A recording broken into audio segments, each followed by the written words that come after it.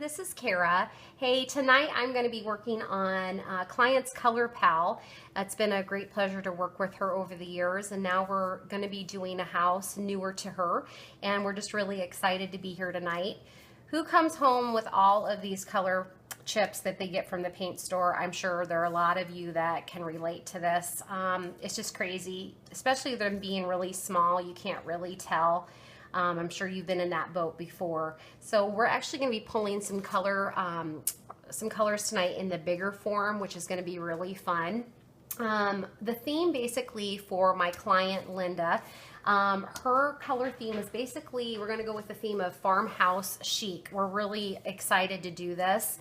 So we're just going to get rid of these right here. We're just going to set those aside. I'll actually come back to these later. A little tidbit for you right now. These are really nice if you don't use these in your home. If you find out what kind of color palette you want to do, you can take these small color palettes with you when you go shopping for accessories, etc. So make sure you do keep those and don't throw those away. So we're just going to set those aside for right now. The inspiration piece that I'd love to show you, this is just a great piece that my client bought actually down in Branson.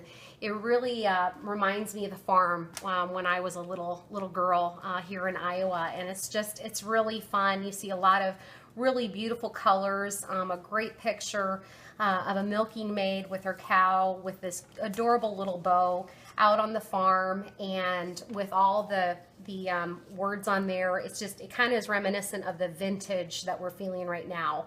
So this is our inspiration right now. So I'm going to actually take this away for a minute, but that's what we're going to be working with tonight. Really exciting, real cute.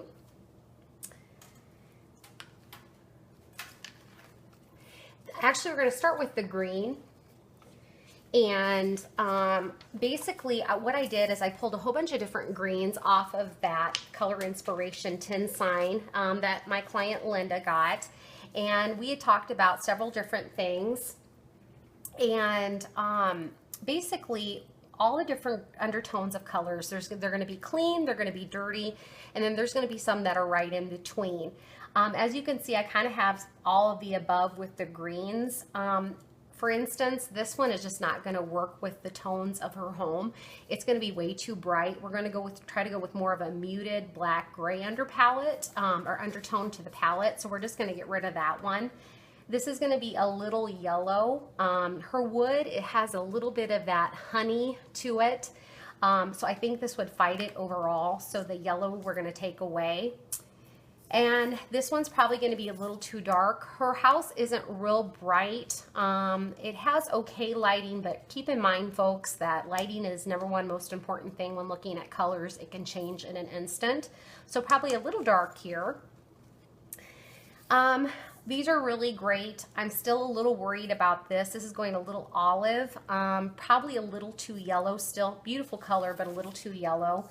And I would say I'm probably down to these. You probably can't tell on the camera. There's not much difference here. We're kind of splitting hairs, but this one right here is going to be a little bit darker, probably about a 4th shade darker than this one, but not too much darker. So I think I'm going to actually end up going with this one. It still has a little bit of that yellow undertone that I want, and this is going a little too forest green for me. So we'll stick with that. So we got our green, and I'm going to set that aside and come back to it.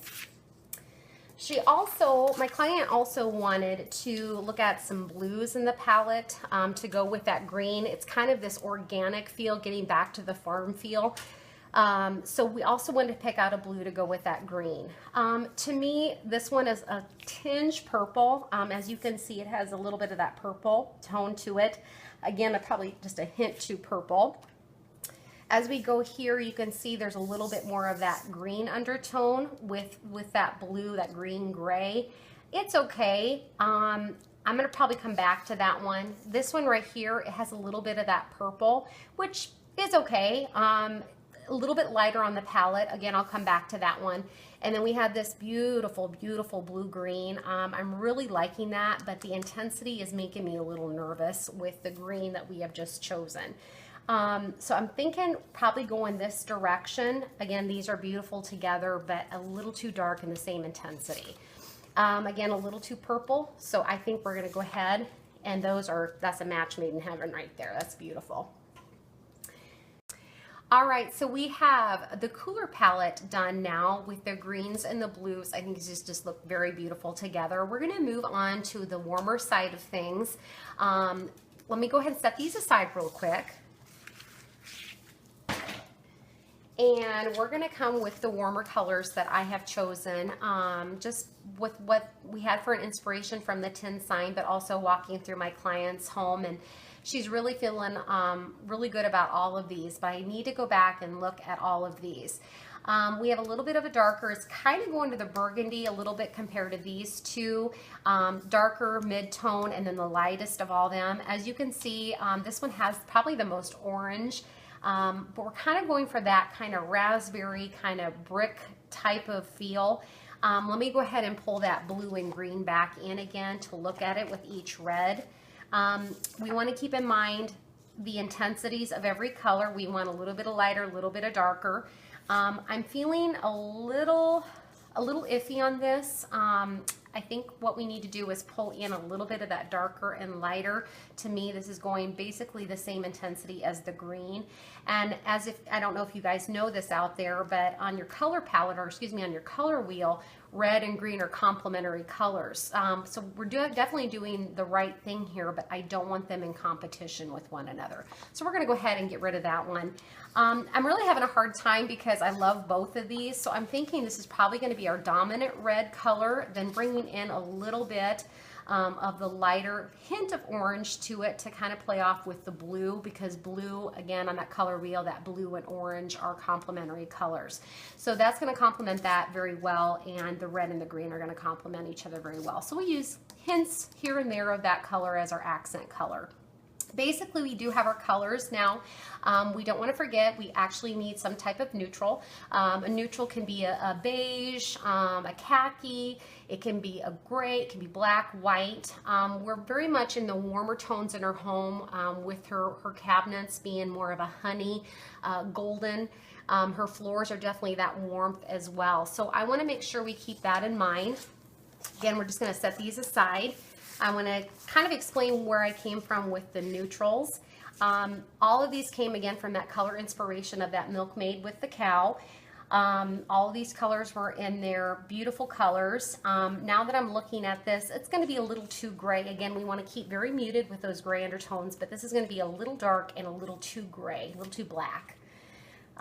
This is going to be a little too yellow, and if you can see, it has a hint of green to it. I don't want it fighting with that green, so we're going to get rid of that one as well. These two are kind of my favorites here. I'll bring back all the colors that we've chosen so far. Beautiful color pal here, just beautiful. This is great. This is kind of the mid-tone neutral, kind of a nice tan.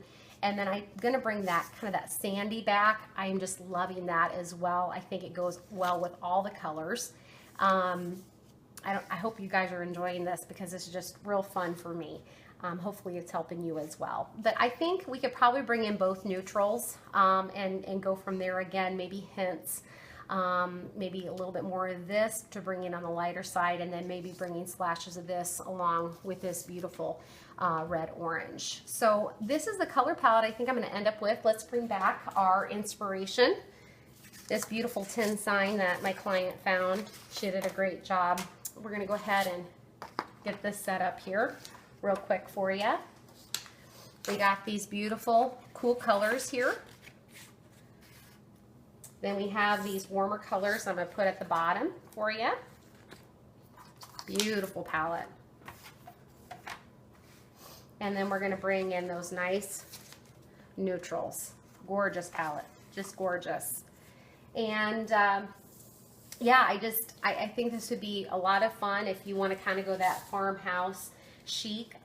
It's a great way to introduce color, but still kind of keep up with that organic feel kind of on the farm. Even if you live in a big city, you can still have that farmhouse feel. Keep in mind, this is our end result, but remember earlier that I said you definitely want to keep whatever colors you go with. Make sure you take the little guys with you. Put them in your purse, put them in your pocket. Make a little inspiration kit for you, so when you go out and actually do want to start shopping for pillows, just any type of home accessories, any type of art, you will have them with you. And make sure you throw away the ones that you don't need so you don't get it all confused. So make sure you take those with you. Again, this is Kara with your Color Pals. Please check back with me. I'd love to do some more classes for you.